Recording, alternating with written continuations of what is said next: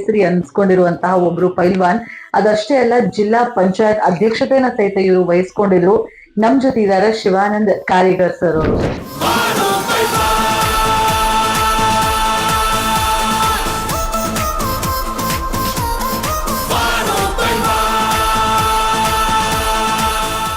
Recent ಆಗಿ ನೀವು ಗಂಧದ ಗುಡಿ ಅನ್ನುವಂತಹ ಒಂದು ತೋಟನ, ಒಂದು ಫಾರ್ಮ್ ಹೌಸ್ ಅನ್ನ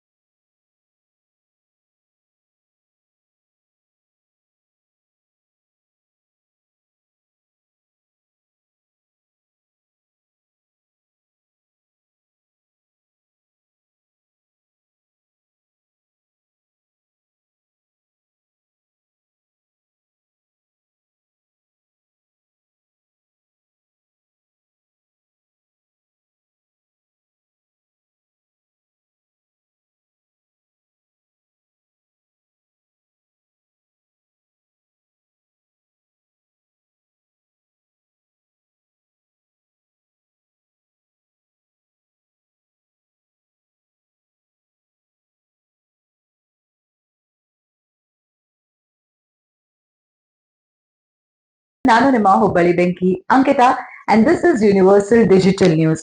ಇವತ್ತ ನಮ್ ಜೊತೆ ಇದ್ದಾರ ಕನ್ನಡ ಕೇಸರಿ ಅನ್ಸ್ಕೊಂಡಿರುವಂತಹ ಒಬ್ರು ಪೈಲ್ವಾನ್. ಅದಷ್ಟೇ ಅಲ್ಲ, ಜಿಲ್ಲಾ ಪಂಚಾಯತ್ ಅಧ್ಯಕ್ಷತೆಯನ್ನ ಸಹಿತ ಇವರು ವಹಿಸ್ಕೊಂಡಿದ್ರು. ನಮ್ ಜೊತೆ ಇದ್ದಾರೆ ಶಿವಾನಂದ್ ಕಾರಿಗರ್ ಸರ್ ಅವರು. ಕಾರ್ಯಕ್ರಮಕ್ಕೆ ಸ್ವಾಗತ ಸರ್. ರೀಸೆಂಟ್ ಆಗಿ ನೀವು ಗಂಧದ ಗುಡಿ ಅನ್ನುವಂತಹ ಒಂದು ತೋಟನ, ಒಂದು ಫಾರ್ಮ್ ಹೌಸ್ ಅನ್ನ ಶುರು ಮಾಡ್ಕೊಂಡ್ರಿ. ಸೊ ಇದನ್ನ ಶುರು ಮಾಡ್ಬೇಕು ಅಂತ ಹೇಳಿ ಯಾಕೆ ಅನ್ನಿಸ್ತು? ಯಾಕೆ ಈ ಒಂದು ಫಾರ್ಮ್ ಹೌಸ್ ಅನ್ನ ಶುರು ಮಾಡಿದ್ರಿ? ನಾವು ಬಹಳಷ್ಟು ಕಡೆ ಪ್ರವಾಸಕ್ಕೆಲ್ಲ ಹೋಗ್ತಾ ಇರ್ತಿದ್ವಿ. ನಮ್ಮೆಲ್ಲ ಯುವಕರು ನಾವೆಲ್ಲ ಹೋಗ್ತಾ ಇರ್ತಿದ್ವಿ. ಇತ್ತೀಚಿನ ದಿನದಲ್ಲಿ ಹೆಂಗಾಗೈತೆ ಅಂತಂದ್ರೆ ಬಹಳಷ್ಟು ಜನರದ ಬಿಜಿ ಶೆಡ್ಯೂಲ್ ಇರ್ತದೆ. ಇವತ್ತು ನೌಕರಿ ಮಾಡುವಂತವ್ರು ಇರ್ಬೋದು, ಅಗ್ರಿಕಲ್ಚರ್ ಮಾಡುವಂತವ್ರಿಗೂ ಸಾಕಷ್ಟು ಸಮಸ್ಯೆಗಳು ಇರ್ತಾವ, ಟೆನ್ಷನ್ ಇರ್ತಾವ, ಮತ್ತೊಂದಿರ್ತಾವ. ಫ್ಯಾಮಿಲಿ ಕರ್ಕೊಂಡು ಎಲ್ಲಾರ ಹೋಗ್ಬೇಕು ಅನ್ನುವಂತ ವಿಚಾರ ಅವ್ರ ಹತ್ರ ಇರ್ತೈತಿ. ಇದೆಲ್ಲವನ್ನ ವಿಚಾರ ಮಾಡಿ ನಾವು ಬಯಲುಸೀಮೆ ಅವರು ಈ ಕಡೆ ಹುಬ್ಬಳ್ಳಿ, ಈ ಕಡೆ ಧಾರವಾಡದಿಂದ ಈ ಕಡೆ ಕೆಳಗೆ ನವಲಗುಂದ ಕಡೆ, ನರಗುಂದ ಕಡೆ, ರೋಣ, ಗದಗ, ಈ ಕಡೆ ಕೆಳಗೆ ವಿಜಾಪುರ ಕಡೆ ಅಂತಂದ್ರೆ ಪೂರ್ತಿಯಾಗಿ ನಾವು ಬಯಲುಸೀಮೆ ಅವರು. ಹಿಂಗಾಗಿ ಸಾಕಷ್ಟು ಗಿಡ ಮರಗಳು ಕಡಿಮೆ ಇರ್ತಾವ ಇಲ್ಲಿ, ಅಂತವ್ ಯಾವ ಆಕ್ಟಿವಿಟಿ ಕಡಿಮೆ ಇರ್ತಾವ ಈ ಕಡೆ. ಹಿಂಗಾಗಿ ನಾವ್ ಎಲ್ಲಾರ ಒನ್ ಡೇ ಪಿಕ್ನಿಕ್ ಹೋಗ್ಬೇಕಾದ್ರ, ಶಾಲಾ ಮಕ್ಕಳ ಏನಾದ್ರು ಪ್ರವಾಸಕ್ಕೆ ಹೋಗ್ಬೇಕಾದ್ರ ಸುಮಾರು 100 ಕಿಲೋಮೀಟರ್, 150 ಕಿಲೋಮೀಟರ್, 200 ಕಿಲೋಮೀಟರ್ ಹೋದ ನಂತರ ನಮಗ ಪ್ರವಾಸಿ ತಾಣ ಸಿಗ್ತೈತಿ. ಹಿಂಗಾಗಿ ನಮ್ಮಲ್ಲೇನ ಒಂದು ಪ್ರವಾಸಿ ತಾಣವನ್ನ ಯಾಕೆ ಮಾಡಬಾರ್ದು, ಇಲ್ಲೇ ಮಾಡಿದ್ರೆ ಎಲ್ಲರಿಗೂ ಅನುಕೂಲ ಆಕತಿ, ಬಿಡುವಿನ ಟೈಮ್ ನಲ್ಲಿ ಅವ್ರು ಬರ್ಬೋದು ಅನ್ನುವಂತ ಒಂದು ಉದ್ದೇಶವನ್ನು ಇಟ್ಟುಕೊಂಡು ಸುಮಾರು ಈಗ 10 ವರ್ಷಗಳಿಂದ ಮರಗಳನ್ನ ಹಚ್ಚುದು, ಅದರ ಜೊತೆಗೆ ನೀರಿನ ವ್ಯವಸ್ಥೆಯನ್ನ ಮಾಡ್ಕೊಳ್ಳೋದು, ಕೆರೆಯನ್ನ ಮಾಡೋದು, ಇವೆಲ್ಲವನ್ನ ಮಾಡ್ಕೊಂತ ಬಂದು ಈ ವರ್ಷ ಗಂಧದ ಗುಡಿ ಗಾರ್ಡನ್ ಅನ್ನ ನಾವು ಲೋಕಾರ್ಪಣೆ ಮಾಡಿದ್ದೇವೆ, ಸ್ಟಾರ್ಟ್ ಮಾಡಿದ್ದೇವೆ ಈಗಾಗ್ಲೇ. ಆದ್ರೆ ಇನ್ನೂ ಸಾಕಷ್ಟು ಕೆಲಸ ಇದೆ ಮೇಡಮ್, ಮಾಡ್ತಾ ಹೊರಟಿದ್ದೇವೆ. ಇವತ್ತ ಒಂದು ದಿನ ನಮ್ಮ ಶಾಲಾ ಮಕ್ಕಳು ಇರ್ಬೋದು, ಪಿಕ್ನಿಕ್ ಪ್ರವಾಸಕ್ಕೆ ಬರುವಂತವ್ರು ಇರ್ಬೋದು, ಒಂದು ದಿನದ ಮೆಟ್ಟಿಗೆ ಬಹಳಷ್ಟು ಅವರಿಗೆ ಉಲ್ಲಾಸದಾಯಕವಾಗಿ, ಸಂತೋಷವಾಗಿ ಅವರು ಊಟ ಮಾಡ್ಲಿಕ್ಕೆ, ಮತ್ತೊಂದು ಎಲ್ಲವನ್ನ ಆಟವನ್ನ ಆಡ್ಲಿಕ್ಕೆ ಅವರಿಗೆ ಒಂದು ಒಳ್ಳೆಯ ಸ್ಥಾನ ಇವತ್ತು ಗಂಧದ ಗುಡಿ ಬೆಹಟ್ಟಿಯ ಗಾರ್ಡನ್ ಆಗೈತಿ ಅಂತೇಳಿ ನಾನು ಅನ್ಕೊಂಡಿದ್ದೇನೆ. ಸೊ ಗಂಧದ ಗುಡಿ ಅಂತ ಹೇಳಿ ಹೆಸರು ಕೊಡ್ಬೇಕಂತ ಯಾಕೆ ಅನಿಸ್ತದೆ? ಇದ್ರ ಹಿಂದಿರೋ ಕಾರಣ ಏನು? ನಮ್ಮ ಕನ್ನಡದ ಕಣ್ಮಣಿ ಡಾಕ್ಟರ್ ರಾಜ್ಕುಮಾರ್ ಅವರು, ರಸಿಕರ ರಾಜ ಅಂತಿದ್ರು, ಹಲವಾರು ಬಿರುದುಗಳನ್ನ ಪಡೆದಂತ ಡಾಕ್ಟರ್ ರಾಜ್ಕುಮಾರ್ ಅವರು ಗಂಧದ ಗುಡಿ ಸಿನಿಮಾನ್ನ ಮಾಡಿದ್ರು. ಅದಾದ ನಂತರ ಶಿವರಾಜ್ ಕುಮಾರ್ ಅವರು ಗಂಧದ ಗುಡಿ 2, ಆನಂತರ ಪುನೀತ್ ರಾಜ್ಕುಮಾರ್ ಅವರು, ಹೆಚ್ಚು ಕಡಿಮೆ ಪುನೀತ್ ರಾಜ್ಕುಮಾರ್ ಅವರ ಅಭಿಮಾನಿಗಳು ಸಹ ನಾವು ಹೌದು. ಅದರ ಜೊತೆಗೇನೆ ಸುಮಾರು 1,000 ಗಂಧದ ಮರಗಳನ್ನ ನಮ್ಮ ಗಾರ್ಡನ್ ನಲ್ಲಿ, ತೋಟದಲ್ಲಿ ನಾವು ಹಚ್ಚಿದ್ದೇವೆ. ಹಿಂಗಾಗಿ ಎರಡಕ್ಕೂ ಇದು ಹೆಸರು ಮ್ಯಾಚ್ ಆಗುತ್ತೆ. ಇದು ಒಳ್ಳೆಯ ಒಂದು ಹೆಸರುನು ಸಹ ಐತಿ. ಡಾಕ್ಟರ್ ರಾಜ್ಕುಮಾರ್ ಅವರು, ಶಿವರಾಜ್ ಕುಮಾರ್ ಅವರು, ಪುನೀತ್ ರಾಜ್ಕುಮಾರ್ ಅವರು ನಮ್ಮ ಕನ್ನಡ ಚಿತ್ರರಂಗಕ್ಕೆ ದೊಡ್ಡ ಕೊಡುಗೆಯನ್ನ ಕೊಟ್ಟಂತವ್ರು. ಗಂಧದ ಗುಡಿ ಅಂದ್ರೆ ಏನು ಅನ್ನುವಂಥದ್ದನ್ನ ತಿಳಿಸಿಕೊಟ್ಟಂತವ್ರು. ಅದೇ ನಮಗೆ ಯೋಗ್ಯವಾದಂತ ಹೆಸರಿದೆ, ನೇಮ್ ಇದೆ ಅಂತೇಳಿ ಆ ನೇಮನ್ನ ಗುರುತಿಸ್ಕೊಂಡಿದ್ದೀನಿ. ಆಲ್ಸೋ ಈಗ ಈ ಒಂದು ಗಂಧದ ಗುಡಿ ಎಷ್ಟು ಎಕರೆ ಒಳಗದರಿ ಇದು? ಸದ್ಯ ಈಗ ನಾವು 7 ಎಕರೆದಲ್ಲಿ ಮಾಡಿದ್ದೇವೆ ಮೇಡಮ್. ಇನ್ನೂ ಒಟ್ಟು ಟೋಟಲ್ ನಮ್ದು ಅಲ್ಲಿ ಲ್ಯಾಂಡ್ ಇರೋದು 12 ಎಕರೆ. ಅದನ್ನು ಸಹ ಮುಂದಿನ ದಿನದಲ್ಲಿ ನಾವು ರೆಸಾರ್ಟ್, ಆಮೇಲೆ ಅಲ್ಲೆಲ್ಲ ಇಳ್ಕೊಳ್ಳಲಿಕ್ಕೆ ಒಂದು ದಿನ ವಾಸ್ತವ್ಯವನ್ನ ಹೂಡ್ಲಿಕ್ಕೆ ಇವೆಲ್ಲ ರೂಮ್ಗಳ ಒಂದು ತಯಾರಿಯನ್ನ ನಾವು ಮಾಡ್ತಾ ಇದ್ದೇವೆ.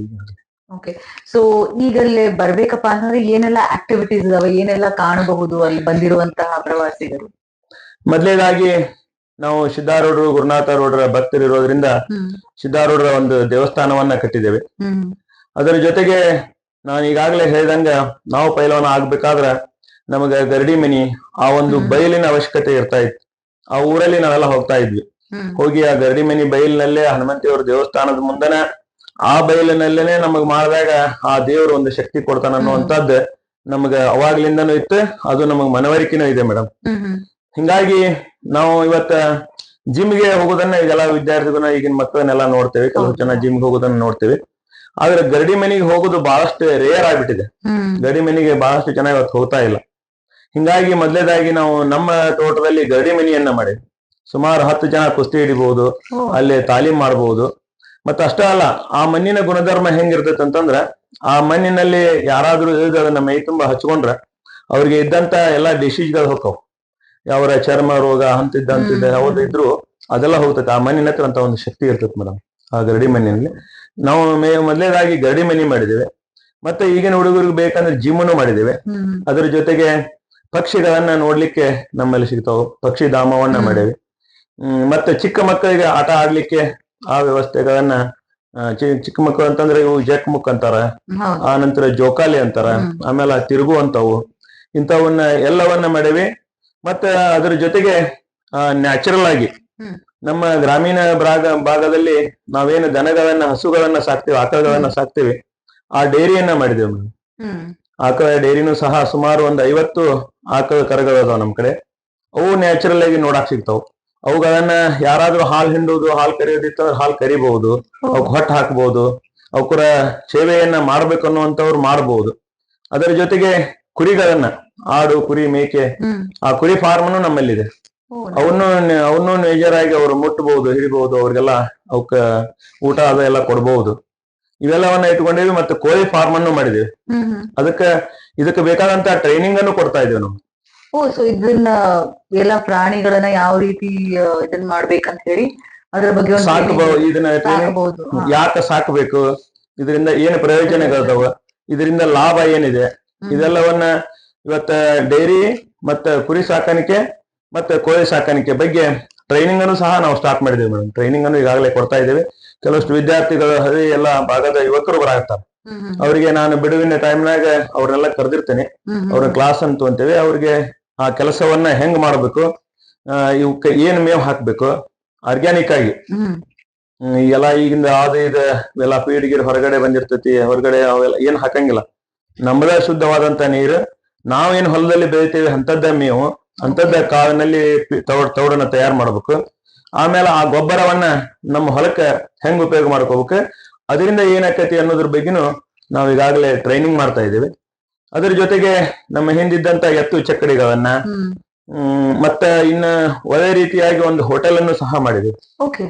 ಗಂಧದ ಗುಡಿ ಗಾರ್ಡನ್ ಹೋಟೆಲ್ ಅನ್ನು ಮಾಡಿವಿ. ಮತ್ತೆ ಸ್ವಿಮ್ಮಿಂಗ್ ಪೂಲ್ ಇವತ್ತಿನ ವಿದ್ಯಾರ್ಥಿಗಳಿಗೆ, ಸಣ್ಣ ಮಕ್ಕಳಿಗೆ, ನಮ್ಮ ಗ್ರಾಮೀಣ ಭಾಗದಾಗಂತೂ ಏನಿರ್ತೈತೆ ಅಂದ್ರೆ ಮೇಡಮ್, ಯಾರಾದ್ರೂ ಹೊಲಕ್ ಹೋಗಿರ್ತಾರ, ಅಲ್ಲಿ ಕೆರಿ ತುಂಬಿರ್ತೈತಿ, ನೀರ್ ತರಾಕ್ ಹೋಗಿರ್ತಾರ, ಕಾಲ್ ಜಾರಿ ಬಿದ್ದು ಬಹಳಷ್ಟು ಸಣ್ಣ ಸಣ್ಣ ಮಕ್ಕಳದು ಸಾವನ್ನಪ್ಪುವಂತದ್ದು ಇರ್ತೈತಿ.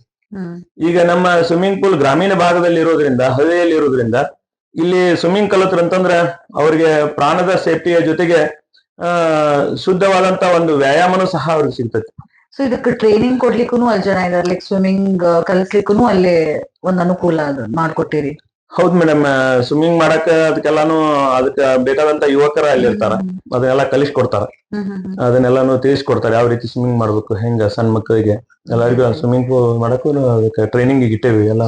ಒಂದು ದಿನ ಹೋದ್ರೆ ಒಂದ್ ಎಂಟೈರ್ ಆರ್ಗ್ಯಾನಿಕ್ ಒಂದು ಜೀವನ ಹೆಂಗಿರ್ತದೆ ಹಳ್ಳೇದು ಅನ್ನೋದು ನೋಡ್ಬಹುದು. ಗುಡಿ ಒಳಗ ಆಮೇಲೆ ಸಾಕಷ್ಟು ಮರಗಳು ಅದಾವ ಮೇಡಮ್. ಸುಮಾರು 40 ಫೂಟಿನವರೆಗೂ ನಮ್ಮ ಹೆಬ್ಬೇವು ಮರ ಅದಾವು. ಅದ್ರ ಜೊತೆಗೆ ಸಾಗವಾನಿ ಮರ ಅದಾವು. ಅದರ ಜೊತೆಗೆ ಇನ್ನೂ ಹಲವಾರು ನಮ್ಮ ಗಂಧದ ಮರಗಳು ಅದಾವು. ಮತ್ತೆ ಅದ್ರ ಜೊತೆಗೆ ಸಾಕಷ್ಟು ಮರಗಳು ಅದಾವು, ಬೇರೆ ಬೇರೆ ಬೇರೆ ಜಾತಿವು. ಅವೆಲ್ಲ ಮಂದಿ ನಿಂತು ಫೋಟೋ ಹೊಡ್ಸ್ಕೋಬಹುದು. ಅವುಗಳನ್ನ ಯಾವ ರೀತಿ ನಾವು ಬೆಳೆಸಬೇಕು ಮರ ಅನ್ನೋದ್ರ ಬಗ್ಗೆನೂ ಅಲ್ಲಿ ಗೊತ್ತಾಕತಿ. ಓಕೆ.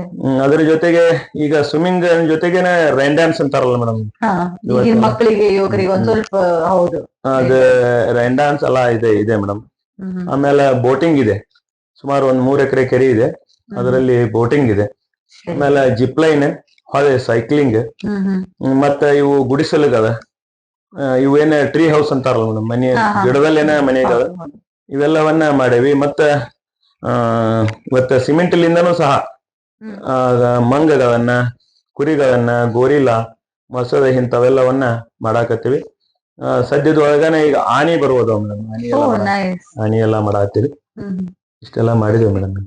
ಸೊ ಈಗ ಇಲ್ಲಿ ಬರ್ಬೇಕಪ್ಪ ಅಂತಂದ್ರ ಇರುವ ವ್ಯವಸ್ಥೆನು ಜಲ್ದಿ ನಾವು ಮಾಡ್ತೀವಿ ಅಂತ ನೀವು ಹೇಳಿದ್ರಿ.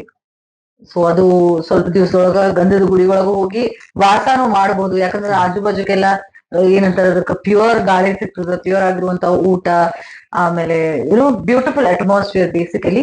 ಸೊ ಈ ಒಂದು ನಿಮ್ಮ ಗಂಧದ ಗುಡಿ ಒಳಗ ಊಟದ ವ್ಯವಸ್ಥೆ ಯಾವ ರೀತಿ ಇರ್ತದೆ ಸರ್? ನಾವು ಉತ್ತರ ಕರ್ನಾಟಕದ ನಾವೇನ್ ಹಳ್ಳಿಗಳಲ್ಲಿ ಊಟ ಮಾಡ್ತೇವೆ ಮೇಡಮ್, ನಾವು ಪ್ರತಿಯೊಬ್ಬರು ಮನಿಯೊಳಗುನು ಇವತ್ತ ನಾವು ಊಟ ಮಾಡೋದು ಏನಂದ್ರ, ಮುಂಜಾನೆ ಎದ್ದ ತಕ್ಷಣ ಎಲ್ಲಾರ ಮನಿಯೊಳಗು ಸಪ್ಪ ಕೇಳ್ತಿರ್ತೈತಿ ಜೋಳದ ರೊಟ್ಟಿ ಮಾಡಾಕತ್ತಾರ ಅಂತ. ಜೋಳದ ರೊಟ್ಟಿ ಊಟ, ಅದ ಕಡಕ್ ರೊಟ್ಟಿನೂ ಅದಾವು, ಮೆದು ರೊಟ್ಟಿನೂ ಅದಾವು. ಅದರ ಜೊತೆಗೆ ಚಪಾತಿ ಮೇಡಮ್. ಆಮೇಲೆ ನಮ್ಮಲ್ಲೇ ಲೋಕಲ್ ಮಾಡುವಂತ ಸಜ್ಜಕ ಅಂತಾರ, ಆಮೇಲೆ ಶಾವ್ಗಿ ಹುಗ್ಗಿ ಅಂತಾರ. ಇವೆಲ್ಲಾನು ನಾವು ನಮ್ಮ ಊಟದೊಳಗ ಅಳವಡಿಸ್ಕೊಂಡೇವಿ. 4-4 ತರ ಚಟ್ನಿ, ಆಮೇಲೆ ಅದಕ್ಕೆ ಬೇಕಾದಂತ ಬಾಜಿ, ಮತ್ತೆ ನಮ್ಮ ಡೈರಿದ ಮೊಸರು ಮಜ್ಜಿಗೆ ಇರುತ್ತೆ, ಅನ್ನ ಸಾರು, ಇದೆಲ್ಲವನ್ನ ನಾವು ಇದು ಮಾಡ್ತೀವಿ. ಆಮೇಲೆ ಎಂಟ್ರೆನ್ಸ್ಗೆನೆ ನಾವು ಜ್ಯೂಸ್ ಕೊಡ್ತೀವಿ. ಮತ್ತೆ ಸಾಯಂಕಾಲವರೆಗೆ 6 ಗಂಟೆ ಮಟನು ನಮ್ಮ ಪ್ರವಾಸಿಗರು ನಮ್ಮೆಲ್ಲ ಅಲ್ಲಿ ಇರ್ತಾರ ಅಂತಂದ್ರೆ, ಆ ನಂತರ ಅವ್ರಿಗೆ ನಾಷ್ಟಾ ಚಾದ ವ್ಯವಸ್ಥೆಯನ್ನು ನಾವು ಸರಿಯಾದ ರೀತಿಯಲ್ಲಿ ಮಾಡಿದ್ದೇವೆ ಮೇಡಮ್ ಈಗಾಗ್ಲೇ. ಮತ್ತೊಂದು ಏನಂದ್ರ, ಬಹಳಷ್ಟು ಇವತ್ತ ಕಲುಷಿತವಾದಂತ ವಾತಾವರಣನ ಹೊರಗಡೆ ನೋಡ್ತಾ ಇದ್ದೇವೆ ನಾವು. ಕೆಲವು ಸಿಟಿಗಳಲ್ಲಿ ಅದು ಶಬ್ದ ಮಾಲಿನ್ಯ, ವಾಯು ಮಾಲಿನ್ಯ, ಇವೆಲ್ಲದರಿಂದನೂ ಬೇಸೋತ್ ಬಿಟ್ಟಿರ್ತಾರೆ ಜನ. ನಮ್ಮಲ್ಲಿ ಬಂದ್ರ ಸಾಕಷ್ಟು ಹಕ್ಕಿ ಪಕ್ಷಿಗಳ, ಬರ್ಡ್ಸ್ ಎಲ್ಲ ಅವಕುರು ಶಬ್ದಗಳನ್ನ ಕೇಳಬಹುದು.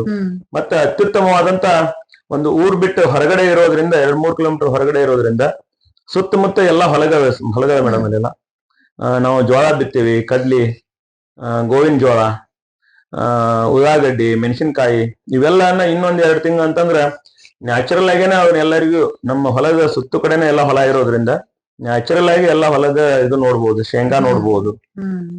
ಇಂಥ ಒಂದು ಬಹಳಷ್ಟು ಶುದ್ಧವಾದಂತ ವಾತಾವರಣ. ಮತ್ತೆ ಅದರ ಜೊತೆಗೆ ಏನು ನಮ್ಮ ನೇಚರ್ ಬಗ್ಗೆ ಯಾರಿಗೆ ಖುಷಿ ಇರ್ತೈತಲ್ಲ, ಅವ್ರು ಬಂದ್ರಂತಂದ್ರೆ ಬಹಳಷ್ಟು ಖುಷಿ ಪಡುವಂತ ಒಂದು ವಾತಾವರಣ ನಮ್ಮ ಗಂಧದ ಗುಡಿ ಗಾರ್ಡನ್ ನಲ್ಲಿ ಇದೆ ಮೇಡಮ್. ಸೊ ಈ ಒಂದು ಗಂಧದ ಗುಡಿನ ರೀಚ್ ಆಗ್ಬೇಕಪ್ಪ ಅಂತಂದ್ರೆ ಬ್ಯಾಹಟ್ಟಿ ಹತ್ರ ಯಾವ ರೀತಿಯಿಂದ, ಯಾವ್ಯಾವ ರೋಡ್ಗಳಿಂದ ಇದು ಕನೆಕ್ಟೆಡ್ ಐತಿ? ಬ್ಯಾಹಟ್ಟಿಗೆ ಬರ್ಬೇಕಂತಂದ್ರ ಹುಬ್ಬಳ್ಳಿಯಿಂದ ಬರೀ 15 ಕಿಲೋಮೀಟರ್ ಆಗುತ್ತೆ, ಧಾರವಾಡದಿಂದ 26 ಕಿಲೋಮೀಟರ್ ಆಗುತ್ತೆ, ನವಲಗುಂದದಿಂದನೂ ಬಾ ಅಂತಂದ್ರೆ 20 ಕಿಲೋಮೀಟರ್ ಆಕತಿ. ಆಮೇಲೆ ಈ ಕಡೆ ಏನಾರ ಇದು ಗದಗಲಿಂದ ಈ ಕಡೆ ಎಣ್ಣಿಗೇರಿ ಈ ಭಾಗದಿಂದ ಬರ್ಬೇಕಾದ್ರೂ ಅಲ್ಲೇ ಸಮೀಪ ಇದೆ ಮೇಡಮ್ ರೋಡ್. ಬಹಳಷ್ಟು ಒಳ್ಳೆ ರೋಡ್ ಅದಾವ, ಸುಸಜ್ಜಿತವಾದಂತ ಚಲೋ ರೋಡ್ ಅದಾವ, ಒಂದು ರಸ್ತೆನೂ ಕೆಟ್ಟಿಲ್ಲ. ಬಹಳಷ್ಟು ಆರಾಮವಾಗಿ ನಾವು ರೀಚ್ ಆಗ್ಬೋದು ಅಲ್ಲಿ. ಸೊ ಈ ಒಂದು ನೀವು ಆಗ್ಲೇ ಹೇಳಿದ್ರಿ ಆಡದಾವ, ಆಮೇಲೆ ಪಕ್ಷಿಗಳದಾವ, ಅದ್ರ ಜೊತಿನ ಏನೋ ನಮ್ಮ ಆಕಳ ಅದಾವ. ಈ ಒಂದು ಪ್ರಾಣಿಗಳ ಬಗ್ಗೆ ಪ್ರೀತಿ ನಿಮಗೆ ಮುಂಚೆಯಿಂದನ ಇತ್ತ? ಹೌದು ಮೇಡಮ್, ನಾನು ಶಕ್ತಿ ಪ್ರದರ್ಶನದ ಬಗ್ಗೆ ಅಷ್ಟೇ ಹೇಳಿದೆ. ನಾ ಅದ ಸಂದರ್ಭದಾಗನ ಸುಮಾರು ಈಗ 27-28 ವರ್ಷದ ಹಿಂದನ, 30 ವರ್ಷದ ಹಿಂದನ, ಅವಾಗ ನನಗೆ 20 ವರ್ಷ ಇತ್ತು ವಯಸ್ಸು, 50 ವರ್ಷ ಇದೆ ನನಗೆ. ಅವಾಗ್ಲಿಂದನೇ ನಮ್ಮ ಮನೆಯಲ್ಲಿ ನಾವು ಅತಿ ದೊಡ್ಡ ಶ್ರೀಮಂತರ ಮನೆತನದಿಂದ ಬಂದವರಲ್ಲ, ಬಹಳಷ್ಟು ಬಡತನ ತೊಂದರೆಗಳನ್ನ ತಗೊಂತ ಬಂದವ್ರು ನಾವು. ಸುಮಾರು ಒಂದು 10-15 ಎಕರೆ ಹೊಲ ಮಾತ್ರ ಇತ್ತು ನಮ್ದು. ಆಮೇಲೆ ಒಂದು ಸಣ್ಣ ಮನೆ ಇತ್ತು. ಅವಾಗ ಎತ್ತುಗಳಿದ್ವು ನಮ್ಮ. ನಾನಾ ಶಾಲೆ 6ನೇ-7ನೇ ಶಾಲೆ ಬಿಟ್ಟ ತಕ್ಷಣ ನಾನು ಅಗ್ರಿಕಲ್ಚರ್ ಮಾಡ್ತಾ ಇದ್ದೆ, ಕಮ್ತಾ ಮಾಡ್ತಾ ಇದ್ದೆ. ಎತ್ತಿನ ಹೊಲಕ್ ತಗೊಂಡ್ ಹೋಗಿ ಅವುಗಳನ್ನ ಮೇಸುದು, ಅವು ಕುರಿತ ಎತ್ತಿನ ಚಕಡಿ ತಗೊಂಡ ಜಾತ್ರೆಗೆ ಹೋಗುದು. ನಮ್ಮಲ್ಲಿ ಕುಡಾ ಜಾತ್ರೆ, ಸೂದು ಜಾತ್ರೆ, ಯಲ್ಲಮ್ಮನ ಜಾತ್ರೆ, ಯಲ್ಲಮ್ಮನ ಗುಡ್ಡದ ಜಾತ್ರೆ, ಇವೆಲ್ಲವನ್ನ ಅವತ್ತಿನಿಂದನ ಮಾಡ್ತಾ ಇದ್ದೆ. ಹಿಂಗಾಗಿ ಮತ್ತೆ ನಮ್ಮ ಕುರಿಗಳಿದ್ವು ಅವಾಗೂ. ನಮ್ ತಂದೆಯವರು ಅನಕ್ಷರಸ್ಥರು, ಅವರೆಲ್ಲ ಕಲ್ತಿಲ್ಲ, ಶಾಲೆಗಳಲ್ಲಿ ಕಲ್ತಿರ್ಲಿಲ್ಲ. ಆದ್ರೆ ಅವ್ರು ಕುರಿ ಕಾಯ್ಕೊಂತಾನೆ ಬಂದ್ಬಿಟ್ಟಿದ್ರು ಅವರೆಲ್ಲ. ಅವ್ರು ನಮ್ಮ ತಾಯಿಯವರು ಕಲ್ತಿಲ್ಲ, ಕುರಿ ಕಾಯ್ಕೊಂತಾನೆ ಅಗ್ರಿಕಲ್ಚರ್ ಮಾಡ್ಕೊಂತಾನೆ ಬಂದಿದ್ರೆ ಅದ ಉದ್ಯೋಗನ ನಾವು 7ನೇ-8ನೇ ಶಾಲೆ ಇರ್ತೇನೆ ಅದ ಉದ್ಯೋಗ ಮಾಡ್ಕೊಂತ ಬಂದ್ವಿ. ಹಿಂಗಾಗಿ ಕುರಿ ಕಾಯುವುದು, ಆಮೇಲೆ ಅಗ್ರಿಕಲ್ಚರ್ ಏನೇ ಇದು ಕೃಷಿ ಮಾಡೋದ್ರ ಬಗ್ಗೆ ಅದರಲ್ಲಿ ಪರಿಣಿತಿಯನ್ನು ಹೊಂದಿದಂತವ್ರು ನಾವು. ಅವತ್ತು ಮಾಡ್ತೀವಿ, ಇವತ್ತು ಕೃಷಿ ಮಾಡ್ತೀವಿ. ಇವತ್ತು ದನಗಳನ್ನ ಎಲ್ಲ ಆಕಳಗಳನ್ನ ಎಮ್ಮಿಗಳನ್ನ ಎಲ್ಲ ಇವತ್ತು ಸುಮಾರು 75-80 ದನಗಳಿದಾವ ನಮ್ಮ ಮನೇಲಿ. ಅವುಗಳನ್ನ ಇವತ್ತಿಗೂ ಸಾಕ್ತಿವಿ. ಅವಕ್ಕೆ ಏನ್ ಊಟ ಬೇಕು, ಅವಕ್ಕೆ ಏನ್ ನೀರ್ ಬೇಕು, ಅವಕರ ಹೆಲ್ತ್ ಹೇಗಿದೆ, ಮತ್ತೆ ಅವಕರನ್ನ ಯಾವ ರೀತಿಯಾಗಿ ನಾವು ಉಪಯೋಗಿಸ್ಬೇಕು ಅನ್ನೋದ್ರ ಬಗ್ಗೆ ಬಹಳಷ್ಟು ಅದರಲ್ಲಿ ನಾವು ಪರಿಣಿತಿಯನ್ನ ಹೊಂದಿದ್ದೇವೆ ಮೇಡಮ್. ಹಂಗ ಸರ್ ತಾವು ಕುದುರೆನೂ ಓಡಿಸ್ತೀರಿ ಅಂತ ಹೇಳಿ ನಮಗ್ ಗೊತ್ತಾಯ್ತು. ಈ ಒಂದು ರುಚಿ ಎಲ್ಲಿಂದ ಬಂತು ಸರ್, ಈ ಒಂದು ಕುದುರೆ ಇರ್ಬೇಕು ಅಂತ? ನಮ್ ತಂದೆಯವ್ರು ಏನ್ ಕುರಿ ಕಾಯ್ತಾ ಇದ್ರಂದ್ರಲ್ಲ ಮೇಡಮ್, ಅವ್ರಿಗೆ ನಾನು 5ನೇ ವರ್ಗ ಶಾಲೆಗೆ ಹೋಗುವ ಅತ್ತಗನ ಸಣ್ಣ ಕುದುರೆ ಇರ್ತಿದ್ವಿ ಮೇಡಮ್. ಇವತ್ತು ದೊಡ್ಡ ಮಹಾರಾಷ್ಟ್ರದ ಇದ್ರದ್ದೆಲ್ಲ ಕುದುರೆ ತಗೊಂಬಂದೇವ್ ನಾವು. ಅತ್ತಾಗೆಲ್ಲ ಇದು ಪಂಡ್ರಾಪುರ ಆ ಕಡೆ ಎಲ್ಲ ಕುದುರೆ ತಂದೇವಿ. ಇವತ್ತು ಇವ್ರ ಕಿಮ್ಮತ್ 5-6 ಲಕ್ಷ ಗಟ್ಲೆ ಅದಾವು. ಸಣ್ಣ ಕುದುರೆ ಇರ್ತಿದ್ವಿ ಮೇಡಮ್ ಅವಾಗ ಈ ವೆಹಿಕಲ್ ವ್ಯವಸ್ಥೆ ಇರ್ಲಿಲ್ಲ, ಬೈಕ್ ಇರ್ಲಿಲ್ಲ ಅವಾಗ. ಈಗ 25-30 ವರ್ಷದಿಂದ ಬೈಕ್ ಇರ್ಲಿಲ್ಲ. ಅವಾಗ ಅದೇ ಕುದುರೆ ತಗೊಂಡೋಗಿ ನಮ್ ತಂದೆಯವ್ರಿಗೆ ಅಲ್ಲೇ ಭೂಮಿ ಒಳಗನೆ ಇರ್ತಿದ್ರು ಅವ್ರು. ಅಲ್ಲೇ ಕುರಿ ತರ್ಕೊಂಡು ಅಲ್ಲೇ ಇರ್ತಿದ್ರು. ಅವ್ರಿಗೆ ಊಟ ಕೊಡುದು, ಮರುದಿನ ಆ ಆಡಿನು ಕುರಿ ಎಲ್ಲ ನಾನಾ ಹಾಲು ನಿಂತ್ಕೊಂಡ ತೊಗೊಂಬಂದ ಅವಕುರ ಮಾರಿ ಅವಕುರ ಮೇಲನ ಮೆಂತಾನ ಎಲ್ಲ ನಡ್ಸುವಂತ ಕೆಲಸ ಮಾಡ್ತಾ ಇದ್ವಿ. ಹಿಂಗಾಗಿ ಅವಾಗ್ಲಿಂದನ ಕುದುರೆ ಸಿಕ್ಕರೆ ಸಾಕು ಮೇಡಮ್, ಹತ್ ಬಿಡ್ತಿದ್ವಿ. ಅದಾದ ನಂತರ ಈಗ 2 ಕುದುರೆ ಇದಾವ ಮೇಡಮ್ ನಮ್ ಜೊತೆ. ಸುಮಾರು ಹಂಗ ಸ್ಪೀಡ್ ಕೈ ಬಿಟ್ರೆ 80 ಕಿಲೋಮೀಟರ್ ಸ್ಪೀಡ್ ಹೋಗ್ತಾವ ಮೇಡಮ್. 80 ಕಿಲೋಮೀಟರ್ ಪ್ರತಿ ಅಮೇಜಿಂಗ್, ಬಾಳ ಸ್ಪೀಡ್ ಹೋಗ್ತಾವ ಮೇಡಮ್. ಬ್ಯೂಟಿಫುಲ್. ಸೊ ಇವ್ರ ಈ ಒಂದು ಗಂಧದ ಗುಡಿನ ನಾವು ಹೋಗಿ ನೋಡ್ಕೊಂಡ್ ಬರೋಣ ಅಂತ. Thank you so much sir, ಬಂದು ಇದ್ರ ಬಗ್ಗೆ ಮಾಹಿತಿನ ನಮಗೆ ನೀಡಿದ್ರಿ. ಆಮೇಲೆ ನಮ್ಮ ಕರ್ನಾಟಕದ ಒಂದು ಕೇಸರಿ ಆಗಿದ್ರಿ ನೀವು, ಒಂದು ಹೆಮ್ಮೆಯ ವಿಷಯ ನಮ್ಮೆಲ್ಲರಿಗೂ ಇದು. ಥ್ಯಾಂಕ್ ಯು ಸೋ ಮಚ್ ಇಲ್ಲಿ ಬಂದಿದ್ದಕ್ಕ. ನಮಸ್ತೆ ಮೇಡಮ್. ನೋಡ್ರಿ ನಿಮ್ಮನ್ನ